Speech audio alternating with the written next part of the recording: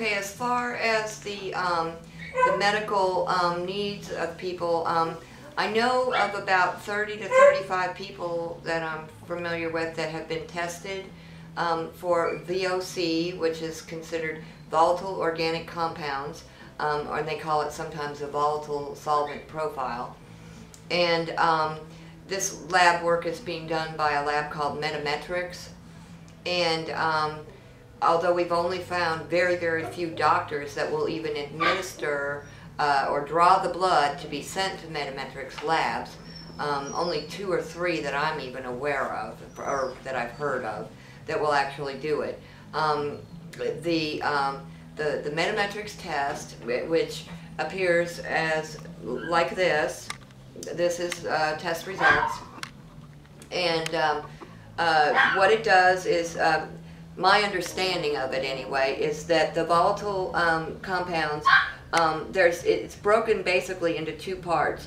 There are compounds at the top and there are compounds at the bottom.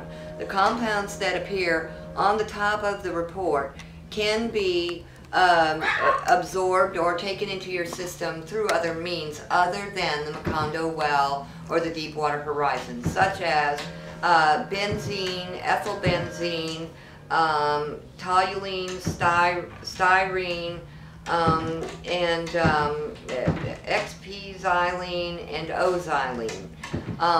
Of these chemicals, what I'm hearing too is that the doctors that are doing these lab tests have, from what I understand, have everybody that they has tested has come out very high since this, obviously since this event.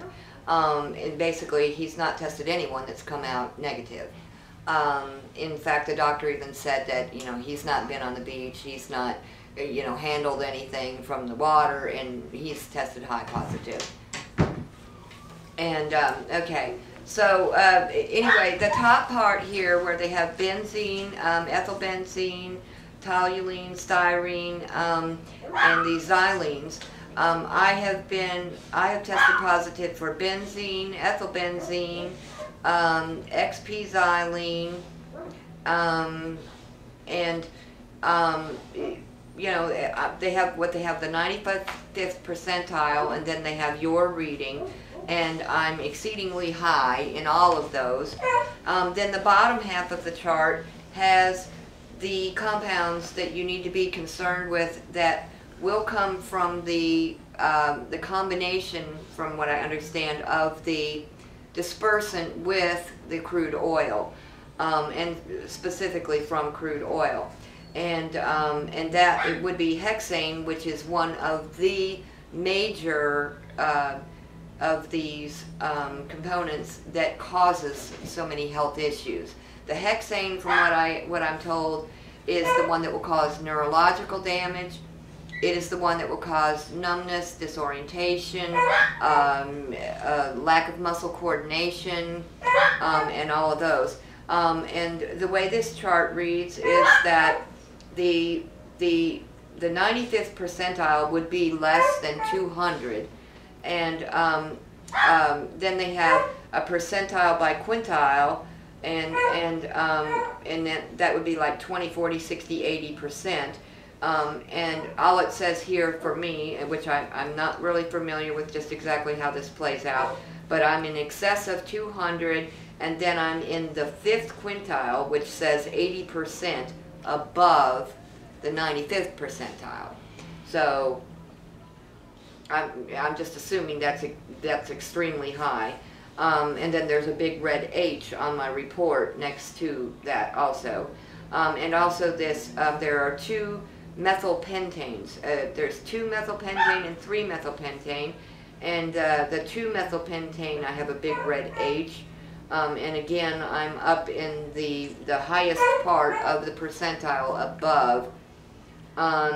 And then the 3-methylpentane, I'm in about the 40 percentile range above the 95th percentile.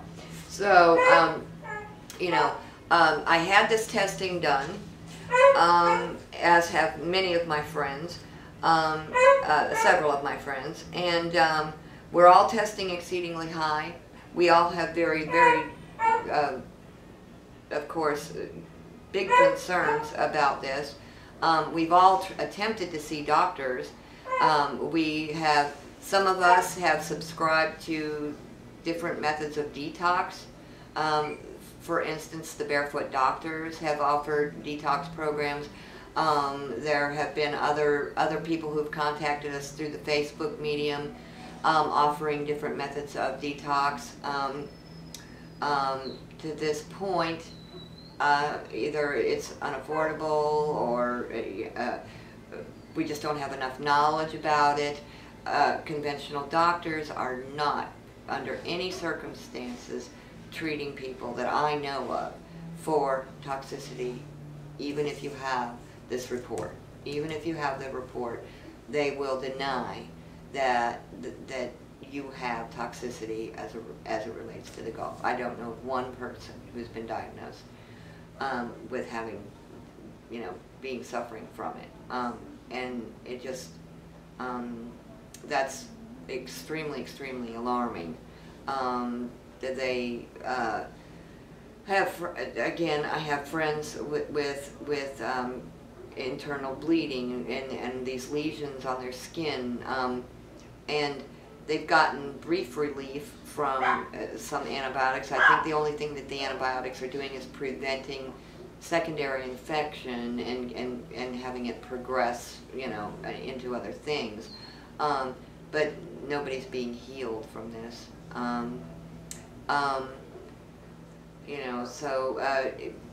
Again, we're desperately in need of somebody that's going to help us to get medical care, especially to children and the elderly and to the people who have in black and white that BP. Oh, and that was another thing. Let me bring that up. I attended the Feinberg meetings, and the questions that I had were about health care and what we're going to do about that. And his statement to me was that they have already paid 400 medical claims. Now, the only claims I can imagine, because we don't know of anyone who's being treated for this, specifically, in society now for this. The only thing I can think that those 400 claims were from maybe injuries suffered during the VOO program when they were out there, or maybe they were overcome with methane or something while out on the Gulf. But I don't know of anybody on shore or residents that live along the coast that have even been able to get so much as a doctor's visit, much less. And that's the other thing. We of course, we asked Mr. Feinberg about the figures, and the figures were, in black and white, that there's been 170,000 claims denied for lack of adequate documentation. Well, if you can't get a doctor that is going to admit that what you're suffering from is chemical poisoning, how are you going to document it? How are you going to be treated? So my question to him was, I had my papers, and I'm like, is this going to be enough? If I'm sick and I'm hospitalized and I need to file a claim to be treated medically, is this going to be sufficient? Because this is all I can get. And he said he would look into that, but that he knew that they had already paid 400 claims.